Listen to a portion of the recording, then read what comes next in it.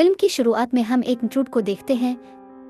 आसमान की बुलंदियों से आग के गोले की तरह तेजी से नीचे आता है और किसी दूर दराज पहाड़ी जंगल के खामोश माहौल में एक जोरदार धमाके से गिरता है। इस तसादुम से पूरा जंगल लरज उठता है। फिर सीन कट होता है और हमें जंगल की गहराई में एक हिरन दिखाया जाता है जिसका एक सींग बहुत बुरी तरह जख्मी हो चुका था और वहां से खून बह रहा था।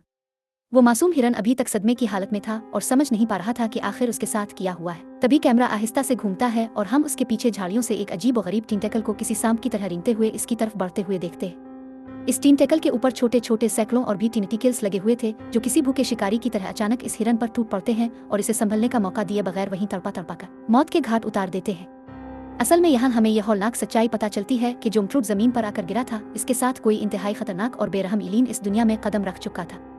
अब सीन कट होता है और हमें एक जोड़ा रोथ और हैरी दिखाए जाते हैं जो अपनी रोजमर्रा की जिंदगी की थकन मिटाने के लिए उन्हीं पहाड़ों वाले जंगलों की तरफ सैर और तफरी के लिए बढ़ रहे थे। रोथ थोड़ी खामोश थी जबकि हैरी काफी पुरजोश नजर आ रहा था। रास्ते में ये लोग कुछ देर के लिए एक छोटे से ढाबे पर रुककर लंच करते हैं और वहाँ ये नोटिस करते हैं कि जो वेटर बच्चा उन्हें खाना सर्व कर रहा था वो गैर मामूली तौर पर काफी घबराया हुआ था और उसके हाथ कांप रहे थे। वो बच्चा हिम्मत जमा करके उनसे सवाल करता है कि क्या आप लोगों ने भी कल रात इस खौफनाक इंट्रूड को नीचे गिरते हुए देखा है। ये दोनों इसकी मासूमाना बात सुनकर आपस में हंस देते हैं क्योंकि उन्हें इसकी बात में कोई हकीकत नजर नहीं आ रही थी। वो एक दूसरे को देखकर मुस्कुराते हैं कि भला इस जदीद दुनिया में अब इंट्रूड कहाँ गिरते हैं, ये तो महज अफसानवी बातें हैं।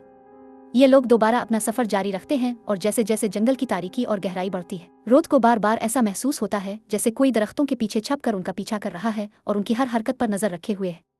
वो कई बार शक की बना पर अचानक पीछे मोड़कर देखती है तो वहां सिवाय खामोशी और दरख्तों के कुछ नहीं होता, लेकिन फिर भी रोथ के दिल में ये खुटक लगी रहती है कि कोई ना कोई गैर मरी ताकत उनके ताकुब में है।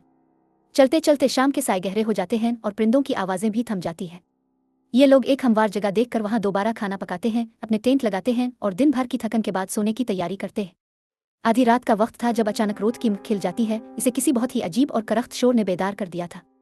वो जब डरते डरते टेंट की जंजीर खोलकर बाहर निकलती है तो इसे अपनी आंखों पर यकीन नहीं आता। जंगल के बिल्कुल किनारे पर एक हिरन खामोशी से खड़ा इसे टिकटिकी बांध कर घोर रहा था। इस हिरन का भी एक सींग टूटा हुआ था, यानी ये वही हिरन था जिसे हमने फिल्म के बिल्कुल शुरू में देखा था। वो हिरन इतने बेजान और डरावने अंदाज में रोथ को देख रहा था जैसे इसके अंदर कोई रूह ना हो। रोथ इसे देखकर साकित रह जाती है और तभी अचानक कोई पीछे से आकर उसके कंधे पर हाथ रख देता है। वो खौफ से चीख पड़ती है लेकिन पीछे मुड़ने पर पता चलता है कि वो हैरी ही था। वो हैरी को देखकर थोड़ा सा सुकून महसूस करती है और जब दोबारा जंगल की तरफ मोड़कर इसे वो हिरन दुखाने की कोशिश करती है तो वहां सिर्फ खाली जगह थी। हिरन गायब हो चुका था, बल्कि ये कहना ज्यादा बेहतर होगा कि वो वहां से पलक झपकते ही किसी साए की तरह गायब हो चुका था। घबराई हुई रोथ कांपती आवाज में हैरी को ये सब बताने की कोशिश करती है कि पहले मैं किसी शोर से जागी थी और फिर मैंने देखा कि वो एक टूटे हुए सींग वाला हिरन मुझे घोर रहा था। वो बहुत अजीब था है, लेकिन हैरी को इसकी किसी बात पर यकीन नहीं आता। वो इसे कहता है कि शायद तुमने कोई ख्वाब देखा है या ये तुम्हारा वहम है, और वो इसे तस्लीम करके दोबारा सोने के लिए टेंट में ले जाता है। इसी तरह सुबह हो जाती है और परिंदों की चहचहाहट के साथ ये लोग अपना सफर दोबारा शुरू कर देते हैं। अब हैरी रोथ को एक सरप्राइज देने के लिए इसी जंगल में एक बहुत ही खास और ऊंची जगह ले जाता है। समंदर के किनारे ये एक चट्टान थी जहां से मंजर बहुत ही खूबसूरत और दिलकश था, और इसी रोमानवी माहौल में हैरी अचानक घुटनों के बिल बैठकर रोथ को शादी के लिए प्रपोज कर देता है। रोथ को तो इस मौके पर खुश होना चाहिए था, लेकिन इसकी आंखों में खुशी के बजाय खौफ छा जाता है और इसे अचानक एक शदीद पैनिक अटैक आ जाता है। इसे ऐसा लगता है जैसे इसका दम घट रहा है। इसकी पूरी दुनिया घूमने लगती है और वो जमीन पर बैठ जाती है। हैरी परेशान होकर उसका सहारा बनता है और वो जल्दी से अपने बैग से मखसूस गोलियां निकाल कर खाती है ताकि खुद को नॉर्मल कर सके। इस गैर मुतवक्के वाक़ये के बाद उन दोनों के दरमियान सूरत हाल अब काफ़ी अजीब, बोझल और कशीदा हो जाती है। वो लोग खामोशी से जंगल में वापस आकर दोबारा कैंप लगा लेते हैं। हैरी अब काफ़ी मायूस और गुस्से में था। वो फैसला करता है कि वो यहाँ मजीद नहीं रुकेंगे और अगली सुबह ही यहाँ से शहर वापस रवाना हो जाएंगे। काफ़ी देर तक दोनों के दरमियान एकदम तोड़ती खामोशी छाई रहती है, मगर फिर अचानक रोथ खामोशी को तोड़ते हुए बोलती है, तुमने ऐसा क्यों किया हैरी? तुम्हें पता है मैं इसके लिए तैयार नहीं थी। आखिर मुझे प्रपोज करने की क्या ज़रूरत थी? ये सुनकर हैरी का पारा चढ़ जाता है क्योंकि वो दोनों पिछले 8 साल से एक साथ थे और वो समझ रहा था कि ये बेहतरीन वक्त है, लेकिन रोथ का ये रद्द अमल इसके लिए किसी सदमे से कम नहीं था। हालात इतने खराब हो जाते हैं कि हैरी इस बहस को खत्म करने के लिए गुस्से में टेंट के अंदर चला जाता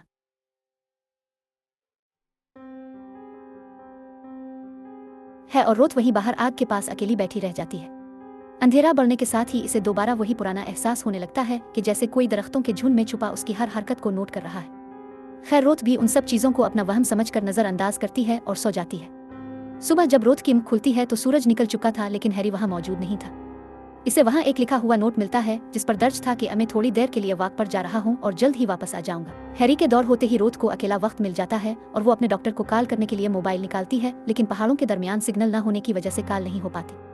वो सिग्नल ढूंढने की तलब में कैंप से थोड़ा दूर निकल जाती है और चलते चलते एक ऐसी जगह पहुंच जाती है जहां का मंजर देखकर इसका कलेजा मुंह को आ जाता है। वहां इसे वही एक सींग वाला हिरन मुर्दा हालत में मिलता है जो फिल्म में बार बार इसे दिखाई दे रहा था। बड़ी अजीब और ड्रोनी बात यह थी कि मरने के बाद वो हिरन पूरे जिस्म पर किसी पुरस्कार काले रंग के लेसदार माए से ढका हुआ था और उसका मुंह इस तरह बुरी तरह फटा हुआ था जैसे किसी ने बहुत ही तेज छुरी से इसके जबड़े के 2 टुकड़े कर दिए हों। यह हौलनाक मंजर देखकर रोथ की चीखें निकल जाती हैं और इसे दोबारा एक जोरदार पैनिक अटैक आने लगता है। तभी हैरी अचानक वहां नमूदार होता है और इसे संभालता है। रोथ चीख चीख कर बताती है कि हैरी देखो, ये वही हिरन है जो कल रात मुझे घोर रहा था, ये सब क्या हो रहा है। हैरी इसे तसल्ली देता है और कहता है कि रोथ पुरसुकून हो जाओ, इस जंगल में हजारों हिरन हैं और उसकी लाश की हालत देखकर लग रहा है कि ये कई महीने पहले मर चुका है। यकीनन इसे कोई बीमारी होगी और इसी इन्फेक्शन की वजह से ये काला मादा इसके जिस्म पर है। वो इसे वापस कैंप में ले आता है और वो दोनों जंगल की लाइफ से मुताल्लिक एक किताब में मालूमात ढूंढने लगते हैं। हैरी इसे यकीन दिलाता है कि यहाँ कोई खतरा नहीं है और वो एक मर्द की तरह इसकी हिफाजत करेगा। अब हैरी खाना बनाना शुरू करता है और रोथ थोड़ा ज़हनी सुकून पाने के लिए दोबारा वॉक पर निकल जाती है। वॉक करते हुए इसे पहाड़ी के दामन में एक कदीम और तारीख गार नजर आता है। जैसे ही वो इस गार के दहाने पर पहुंचती है तो इसे एक अजीब सी मकनातीसी कैफियत महसूस होती है, जैसे वो गार इसे पुकार रहा हो और अपने अंदर बुलाने पर मजबूर कर रहा हो। वो आहिस्ता आहिस्ता गार के अंधेरे में दाखिल हो जाती है और वहां इसे दीवारों पर नीले रंग का एक चमकता हुआ माए नजर आता है जो गार को मध्यम रोशनी दे रहा था। रोथ हैरत से इसे देख रही होती है और जैसे ही वो अपना हाथ बढ़ाकर इस माए को छूने की कोशिश करती है, वहां अंधेरे में से कोई चीज अचानक सामने आती है जिसे हमें नहीं दिखाया जाता, लेकिन इसे देखकर रोथ की एक ऐसी खौफनाक चीख निकलती है जो पूरे जंगल में गूंज जाती है और मंजर वहीं बदल जाता है। दूसरी तरफ हैरी काफी देर से खाना तैयार करके रोथ का इंतजार कर रहा होता है, लेकिन जब घंटों गुजरने पर भी वो वापस नहीं आती तो वो परेशानी में इसे ढूंढने निकल पड़ता है।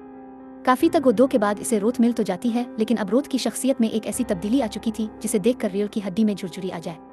वो बिल्कुल खामोश थी और उसकी आंखें खाली थीं। हैरी इस तब्दीली को इसके पैनिक अटैक का असर समझता है और इसे अपने पीछे पीछे चलने को कहता है। रोथ उसकी हर बात अब किसी बेजान रोबोट की तरह मानने लगती है और उसके चेहरे पर किसी किस्म के कोई तासुरात नहीं थे, ना डर, ना गुस्सा, ना प्यार। आधी रात का वक्त होता है जब हैरी की आंख दोबारा खुलती है तो वो देखता है कि रोथ टेंट में नहीं है। वो घबरा कर अपनी टॉर्च जलाता है और जैसे ही बाहर निकलता है, रोथ खामोशी से इसके बिल्कुल पीछे खड़ी होती है और उसके हाथ में हैरी का ही तेज धार शिकारी चाकू चमक रहा था। हैरी बुरी तरह चौंक जाता है और पूछता है कि और रोथ, तुम इस चाकू के साथ यहाँ बाहर क्या कर रही हो? तो वो बहुत ही सपाट लहजे में जवाब देती है कि मुझे झाड़ियों में से जानवरों के चलने की आवाजें आ रही थीं, मुझे लगा कोई हम पर हमला कर देगा, इसलिए मैं इसे मारने के लिए ये चाकू निकाल लाई थी। हैरी इधर उधर देखता है मगर वहाँ कुछ नहीं होता। वो इसे वापस टेंट में ले आता है, लेकिन हम देखते हैं कि पूरी रात रोथ ने अपनी पलक तक नहीं झपकी थी और वो बस छत को घूरती रही। अगली सुबह होते ही हैरी नाश्ता तैयार करता है और रोथ किसी पत्थर के बुत की तरह एक कुर्सी पर बैठी रहती है। हैरी इसका मूड ठीक करने के लिए इससे बहुत सी बातें करता है, लेकिन वो मुकम्मल खामोश रहती है। फिर काफी देर बाद वो अचानक खामोशी तोड़ती है और कहती है, हैरी मुझे अफसोस है, जो मैंने कल तुम्हारे साथ किया वो गलत था, मुझे तुम्हारा प्रपोजल फौरन कबूल कर लेना चाहिए था। चलो हम दोबारा इसी चट्टान पर चलते हैं जहां तुम कल मुझे प्रपोज कर रहे थे, मैं चाहती हूं तुम मुझे वहां दोबारा इसी तरह प्रपोज करो। हैरी ये सुनकर फूले नहीं समाता और खुशी खुशी इसे दोबारा इसी मकाम पर ले जाता है। वो एक बार फिर घुटनों के बिल बैठता है और जैसे ही रोथ के हाथ में रिंग पहनाता है, रोथ का चेहरा अचानक बदल जाता है और वो पूरी ताकत से हैरी को धक्का देकर इस ऊंची चट्टान से नीचे फेंक देती है।